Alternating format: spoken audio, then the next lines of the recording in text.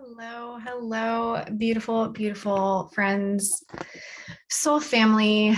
Yay. Okay, cool. So today, this is actually, the video is titled part 2, and I know that might be confusing for some, but there is a whole foundation basis structure that I laid out, and I will link that video down below if you want to check out part 1. I want to say it's not imperative that you watch part 1. But it's a series that I'm building on, and some of the messages are safer shared in a smaller community. That's why I'm sharing them in the Patreon. And then this message, because it is building upon that part 1, and it's going to give a full perspective and picture to those that are following along in this series. I am guided, however, to share this particular aspect of it, this part 2 here on YouTube, because I know how beneficial and useful it'll be for so many. And we're not going to be isolating about talking about divine masculine or divine feminine or the twin flame journey per se. It's going to be helpful tools for anyone really, but I know it's specifically really going to benefit the twin flames at this moment in time. Okay, so the part 1 video is shared. I'll link it below. It gives the higher perspective of essentially what we're doing here as volunteer souls, as twin flames, as light workers, service workers, whatever you want to call it. It gives the higher perspective in terms of the mystery schools and how the mystery schools really rule and run the earth, and what has happened up till now in humanity and where we're at right now in ascension. And it breaks down a lot of these concepts within the teachings, the mysteries and the teachings. And it just kind of lays down the foundation for this series that I am being guided to share. So today, what I'm going to be talking about is feeling. It's the partnership between the masculine and the feminine within each of us, and how it needs to work in balance and harmony in order to support us in what we would call manifesting. Okay, so that's a lot of mumbo jumbo. Don't worry, I'll break it down. I just wanted to give a little bit of explanation and basis as to why there's a part 1, part 2, etc. There will be a part 3, and as soon as that has been downloaded and channeled to me and that's clear, I will let you know where you will be able to find that. But for now, due to the controversial nature of some of the pieces in that part 1 video, my guides were really adamant that I shared it in a protected space within the Patreon. So that is linked down below. However, in order to get the most from the teaching in this video, you do not need to see that. However, it will give you a full perspective, picture, higher perspective if you feel called and that resonates with you. Okay, fantastic. So today, a lot of what we're going to be talking about is based on this idea that feeling is the secret. Feeling is actually how we manifest, how we co-create, and how we get out of this powerless feeling of letting life just happen to us. I'm sure many of you are very familiar with the phrase and the saying, thoughts become things. That is incorrect. Feelings become things, but it's not as simple as I'm feeling angry and mad right now, and therefore everything's going to manifest as anger in my life because I'm feeling angry and mad. There's a lot of fear that has been instilled and created within us as a collective around feelings. That we don't think we're capable of really feeling it, that it's going to be way worse than it actually ever is. We also have been taught to view feelings as a weakness and something that leaves us very vulnerable to attack, and it's not safe to feel.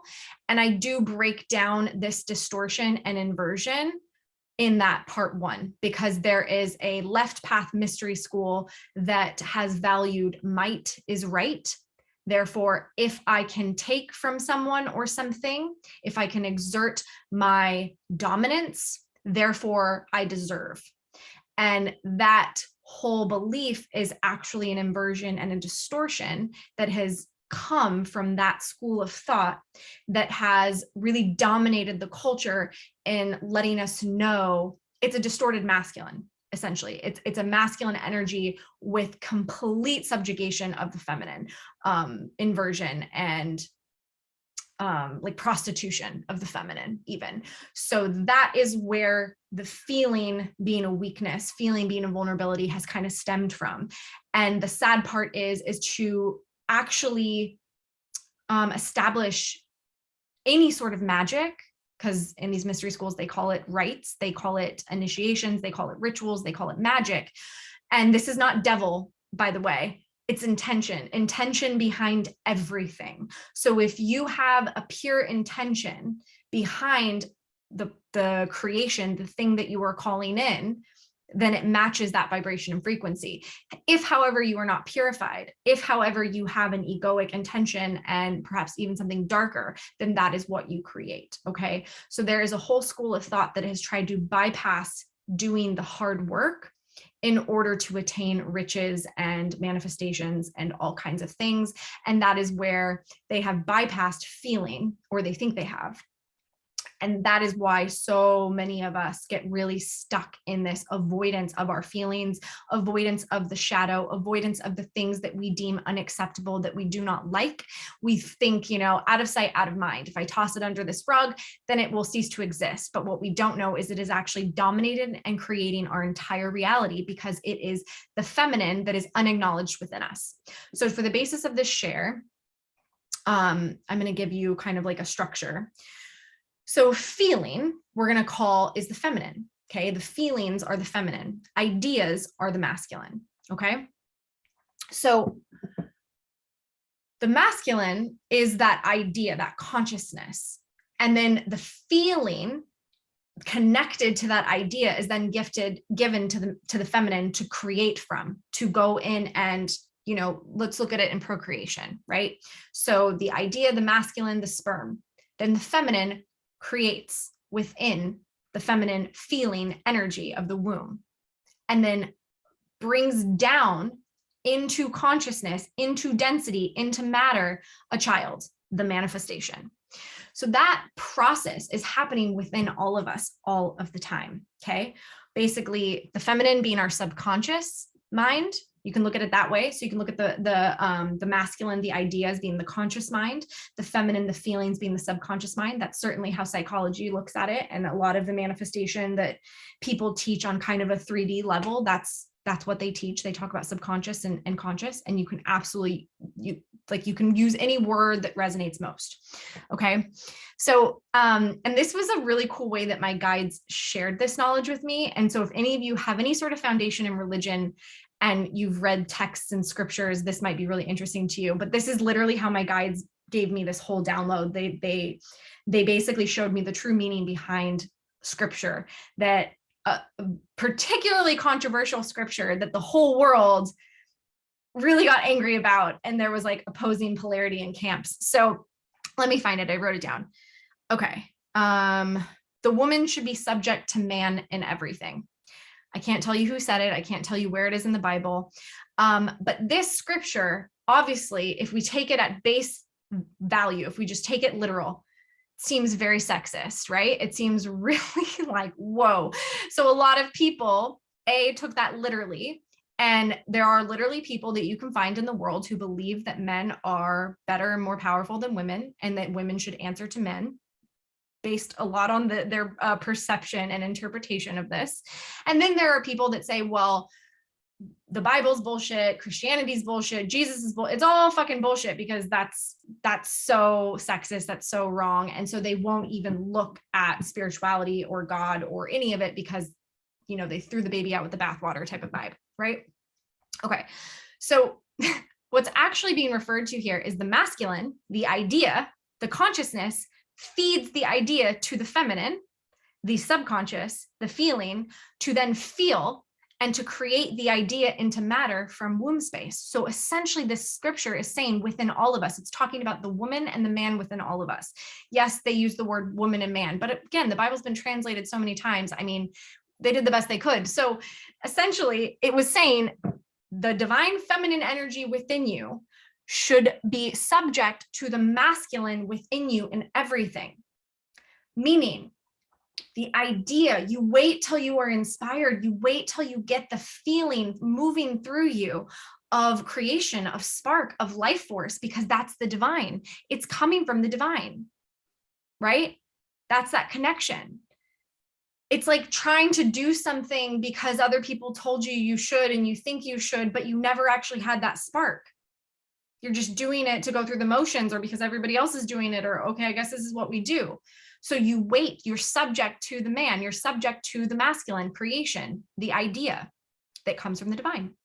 Okay, so that comes in, and then you give feeling and emotion to it, because that's how it is created. That is what happens in the womb space, is there's a lot of the visualizing and feeling what it's going to be like when this thing manifests, when this thing comes into form. Okay. Let's see, what else do I have in my notes here? Okay, so what you focus on as the idea, the feminine grows. So any thought or idea that you have and you give to the feminine then will grow it. So if you have ideas that don't feel great, if they're doubts, if they're fears, if they're not coming from the divine, if they're coming from somewhere else, and you give that, and then you give emotion to it, you charge that up. So you're charging this loop, this pattern, this fear, the program, the belief, the story, especially when you attach feeling and emotion to it. And because this happens in what we're calling the subconscious, so much of this happens underneath the surface and we're not even aware we're doing it. And that is the real crux. That's where we can really get in trouble. Okay, so let's see. So applying this to the twin flames, if you are focusing on trouble, difficulty, waiting, separation, you name it, your inner feminine says, okay, I will create more of that, because that is what you're connecting to. That is what you're feeling. So the feminine responds, and the feminine then creates from that in the womb space and manifests more of whatever the idea is, whatever you are feeding it through the conscious mind. And I'm using the twin flames as an example because we all here can most likely relate to that as an example. But I really want to point out that this wisdom, this knowledge can be used for every single thing in your life, micro, macro, it doesn't matter. Whatever you are feeding and giving emotion, energy to, right? Feeling in motion, energy, like whatever you're giving it to, that is what is going to be created. And because this lives, because the feminine is shadowy, the feminine is the moon, right? The feminine is the subconscious. We can't always see that this is occurring within us. We have no idea, right? You keep saying, I always attract assholes. Why are there always like jerks around me? Why are all my friends like low vibration, low whatever? There is some idea that you are feeding and giving your feminine, because either A, you are focusing on the fact that you have a lot of these people around you and you're giving energy and emotion and you're feeling angry or bitter or upset or annoyed by the fact that you have this. So then the feminine, all the feminine, the order you're giving the feminine is like, okay, so, okay, more of that. Got it. I'll just keep creating more of that for you. Right? So it can be used in any form, but I wanted to address it with the twin flames because I know this is something that's so in the collective right now. And it's so something that it's like knowing you're knowing that something is not quite in full alignment, but not knowing how to get yourself out of that pattern and that loop. Because sometimes the simplest things are the most difficult. And this concept is so simple that it almost makes you do, like, you're like, wait a minute, wait, okay, it's so simple. Like I'm actually, as I'm channeling this, I'm like, okay, did that make sense? But it's really fucking simple, right? It's really simple. I've cursed so much in this video. I hope YouTube doesn't get mad. Okay, so let's see. The feminine responds to persuasion, not command. So we all know that domineering sort of masculine, do this, that we can do to ourselves, we can do to other people. We can see how people never respond to that. People do not appreciate when somebody's like, do this. They don't ask, they don't, their energy is just not in any way engaging or polite or warm or compassionate. It's just a command, a commandment. What is it that people always say to kids? Because I said so, right? It's like, okay, like you don't learn anything from that. That doesn't make any sense. Feminine responds to persuasion, not command. So if we are saying, if the idea is be happy, but our feelings are not happy, if we actually feel like the command and the like kind of attached, intense energy, all we're doing is creating confusion and stagnancy. Okay. So we just go on this loop where the feminine and the masculine are actually out of alignment with each other. They're not working together. They're terrible teammates and they're getting conflicting information. So it's why when you get like an anxious thought, which could be perceived as the conscious mind, it's a conscious thought, it comes in, right? And let's say it's not the divine path. It's not coming from your guides or the divine or however you view it. It's just a thought that comes in. Maybe it came from someone else even. When you find yourself commanding and being like, okay, I'm going to manifest this. Okay. And it has that sort of intensity, which could produce anxiety. That is most likely not something that's actually in your highest alignment. It's what we might call like an egoic thought or an egoic thing. And those are always stemming from lack. Those are always stemming from scarcity. So the feeling behind it is actually lack and scarcity. So let's use money. This is an easy one. So you get the idea, I need to double my income. So you command to your feminine, you just command your subconscious, we're doubling our income. We need to do this. Let's do this. Let's go. Let's go. The feeling, which is the secret, that's how it actually creates within the womb space, is the way that it feels and the feeling. It's actually vibrating at a frequency of lack and scarcity and fear and worry, okay, and attachment. So that's actually what you're creating. You're creating a weird hybrid baby that's like a fearful, scared baby that wants to have money but feels like it never has money, because you're not coming from a place of wholeness and abundance, and then you're sending the vibration to your feminine and you're saying, okay, give me money, but the feeling is what it's grabbing the information from, and it's like, but you're feeling broke, so I guess I'll give you broke. Right? It's why people try to summarize manifesting by saying your thoughts become things, right? That it's it's where a lot of these teachings come from, but the trick is actually, and the reason so many of us quote unquote struggle with this concept is because we're actually out of alignment. We're saying one thing and doing another. We're not 100% unified within our masculine and feminine. They're not working well together. That's where so many of us get stuck. And what we notice, what we pay attention to, if there's emotion attached, which there probably is, we're just creating more of that. So that's why I wanted to kind of share this within the context of the twin flame connection. Wherever you're frustrated, wherever you're feeling down, if I were to speak based on just what I'm seeing in the collective and those of you I'm having sessions with, the feminines are feeling kind of impatient and kind of like a little, I don't want to say frustrated, because a lot of you feel pretty balanced and good, but you're just kind of like, okay, now what? Like, what's the next thing? What's the next thing? But if you keep focusing on that, then your feminine just keeps creating that for you over and over and over. So you're sitting, you're in a loop, right? Because there's emotion connected to it.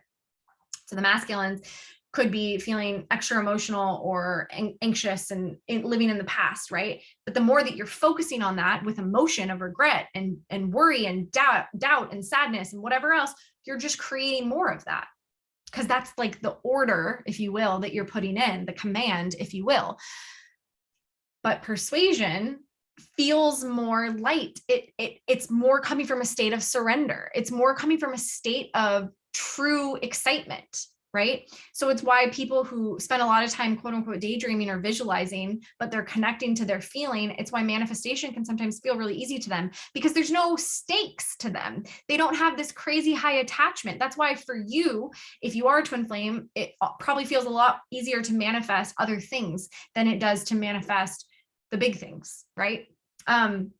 Because you have less stakes. You're not commanding it. You're just kind of in this like gentle little like surrender, like, oh, wouldn't it be cool if I found like this vintage, sweater from 1970. I think my grandma had one and it looks like this. And then lo and behold, you happen to you have to go to the bank or something, and the store right next to the bank that you've never noticed before has this thing. And that was such a random thing that I just thought of, but it's like, wow, how cool. So that it works, but it works with the right energy behind it.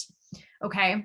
And we're not going to get into, because this has come up recently, and sometimes when quote unquote manifestation doesn't work in divine timing, that you might want to check out that divine feminine video I most recently shared about divine timing not being a place on the calendar, but it's something you're co-creating.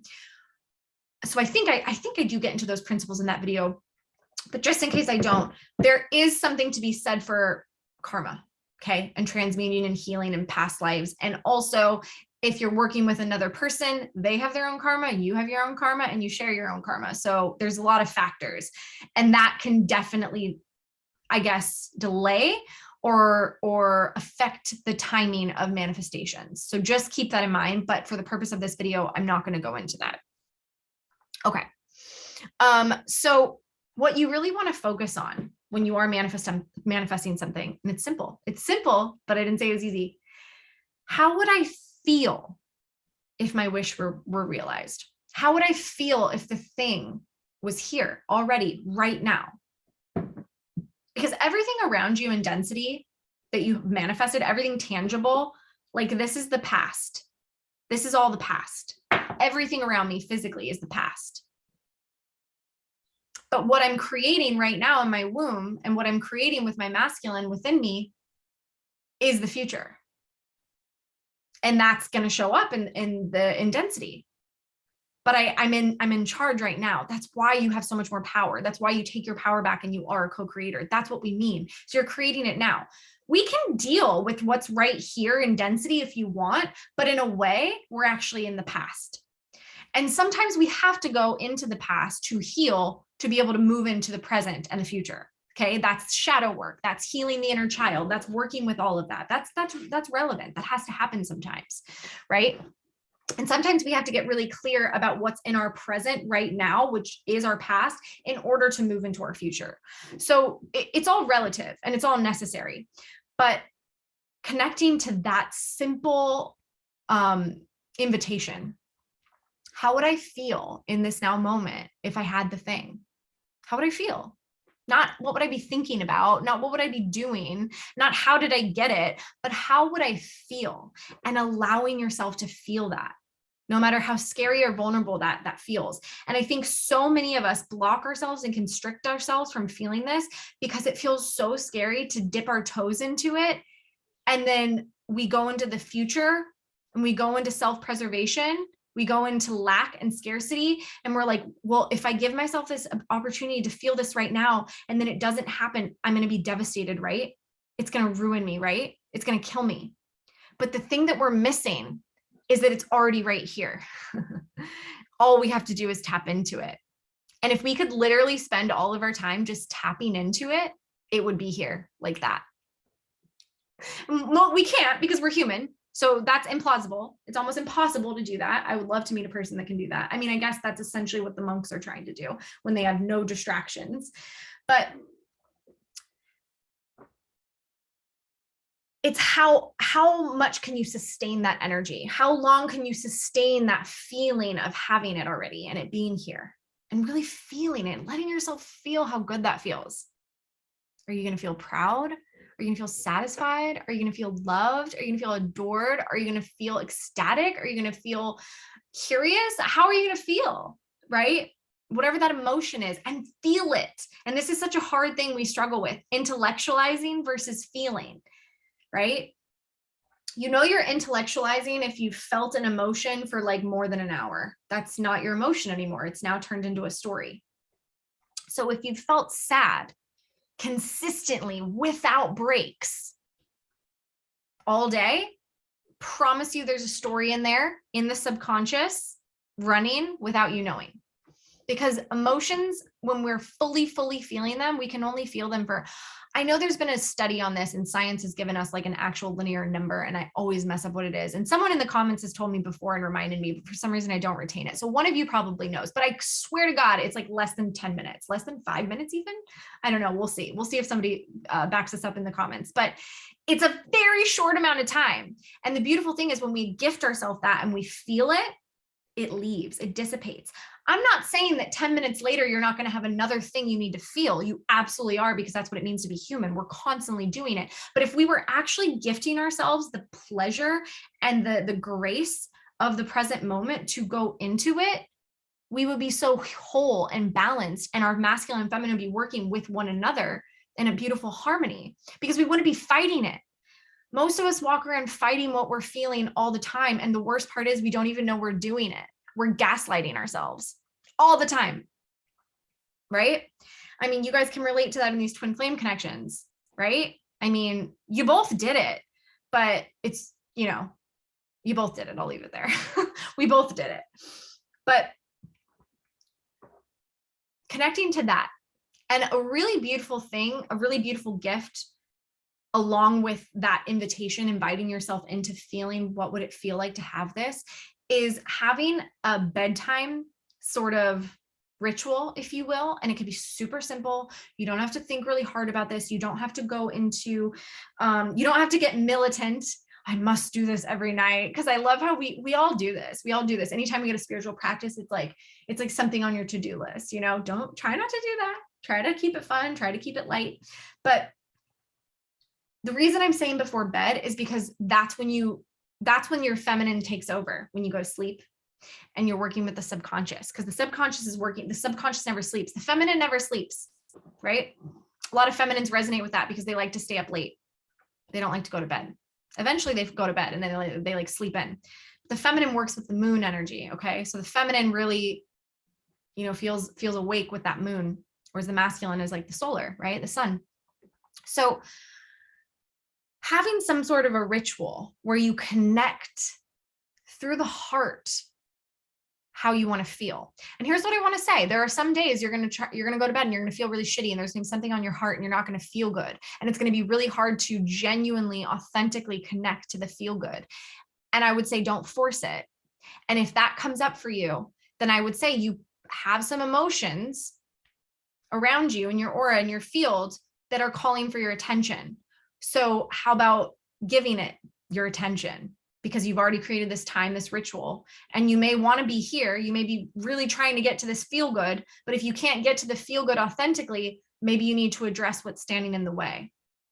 So it's a beautiful win-win practice either way. Even if you can't connect to the genuine feel good, you could at least give yourself that time at the end of every day. What's coming up within me that doesn't feel good, right? What's standing in the way of feeling good and how I want to feel, okay?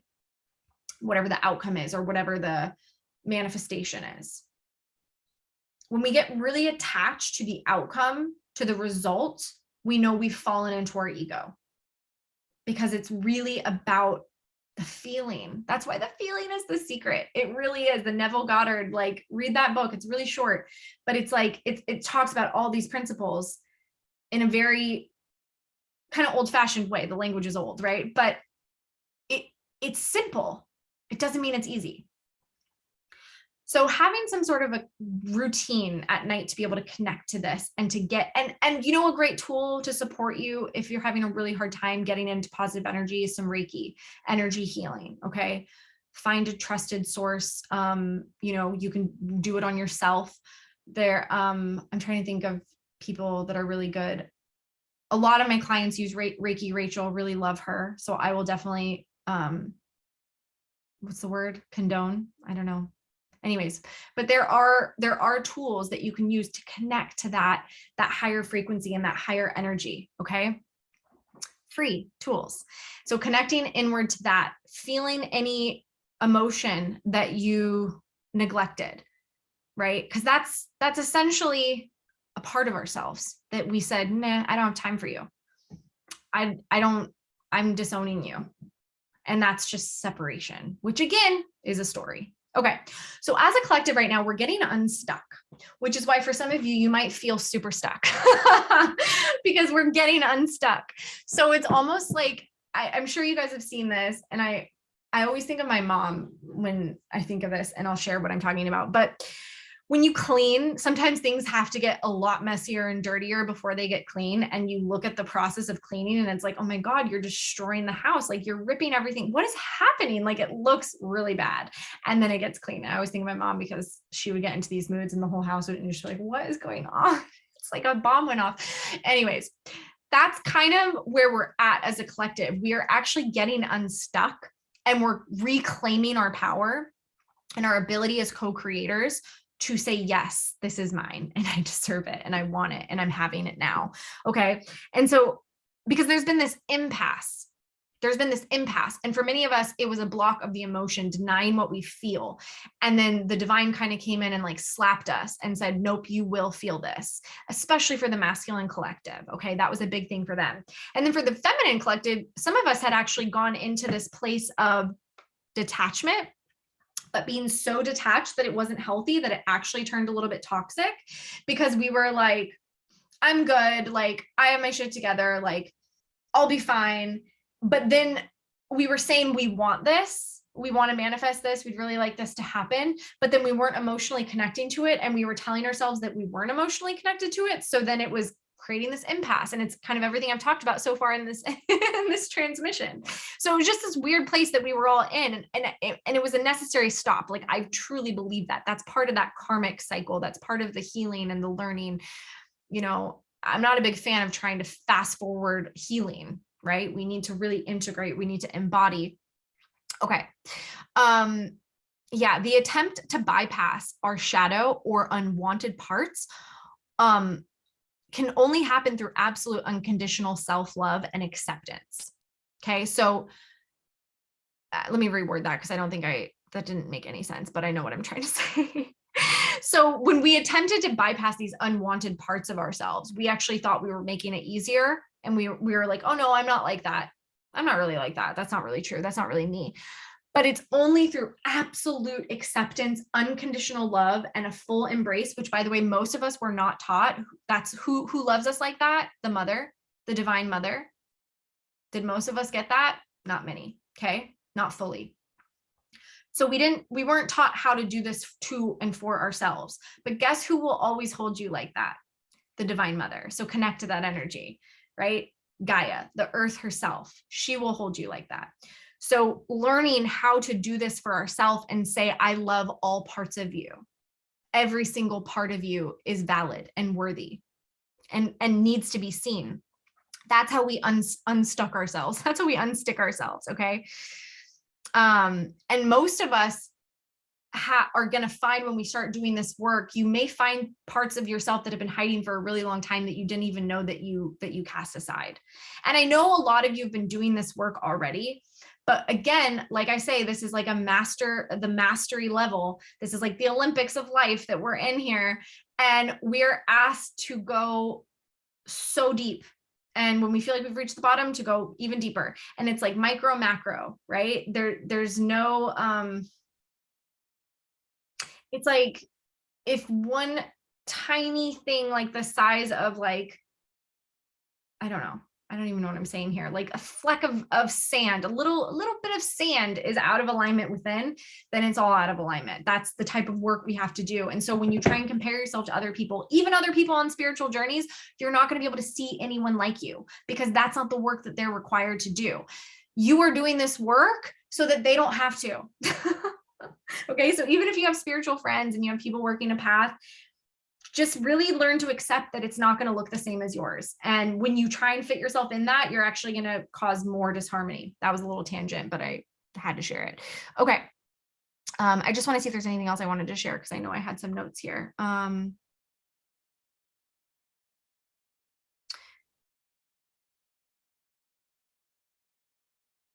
Yeah. So this shadow work, this facing the shadow, is the ego death. And that is required. That is the sacrifice. And I go into sacrifice in the part 1 that is on the Patreon that will be linked below when I talk about the mystery schools. Sacrifice is always a part of a magical rite, but it is the sacrifice of ego. That is the true divine path. That is the true ascension path that Yeshua walked, right? That Buddha walked, that these spiritual initiates walked. It was a sacrifice of ego. That is the only sacrifice that is required. Okay. So there's a spiritual baptism that comes from that, when we sacrifice the ego and the pain and the suffering that the ego caused. That's what's required. Then from that point, we can work in harmony with our feelings, with our ideas, with our creation. It can all unify, and it's all working together. But it's only after we go through that death, that ego death, that we sacrifice something of ourselves. And that's how the masculine and feminines within get balanced. And when that gets balanced, as within, so below, you know, it's all a reflection. Your whole world is a reflection. So if you're not fully balanced in everything I'm talking about here yet, you can't expect the balance to show up in the world around you. Okay. So things that are really going to be beneficial in healing this, and just very simple sort of like, I don't know, steps, if we were the type of channel to give how-tos: sleep, prayer, feel, repeats. Okay. Sleep is crucial. Sleep is important. Creating some sort of ritual, some sort of intention, working intentionally with your sleep before you drift off into bed. Here's what I'd like to heal. Here's what I'd like to process. Here's what I'd like to connect with.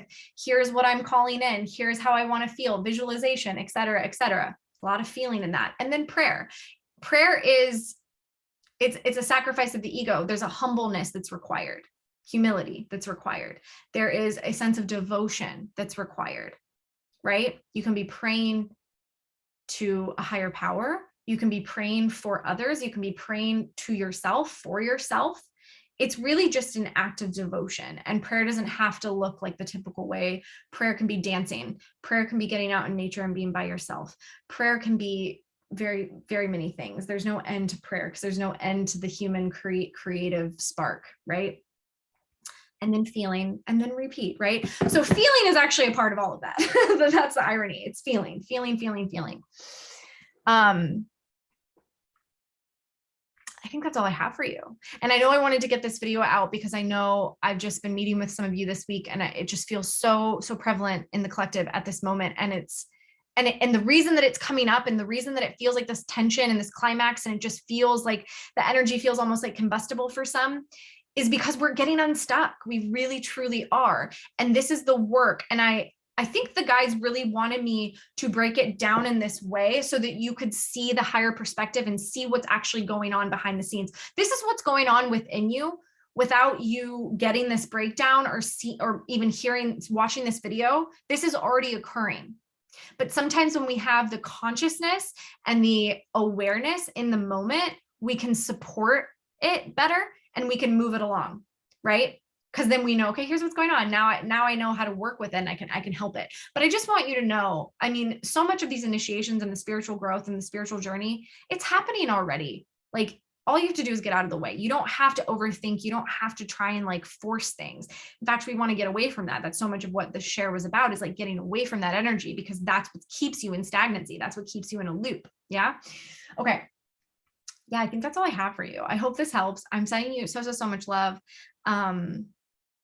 There will be a part 3. I will announce that when that comes out, to kind of connect the dots, but I'm building, and it's kind of this, it really is about the higher perspective. That's what this series is. Yes, it's connecting the mystery schools. It's kind of connecting what's going on in the higher dimensions to what we're experiencing in this dimension, and like everything in between, and the tools. I don't know. I just follow orders. We'll see what comes out next. I'm sending you all a lot of love, big hugs. Thank you so much for being here. Thank you for your support. Thank you for your likes, your shares, your donations. And if you need support and you need an extra sort of mirror in working through this with yourself, book a session. That information's down below, and I'll be back soon.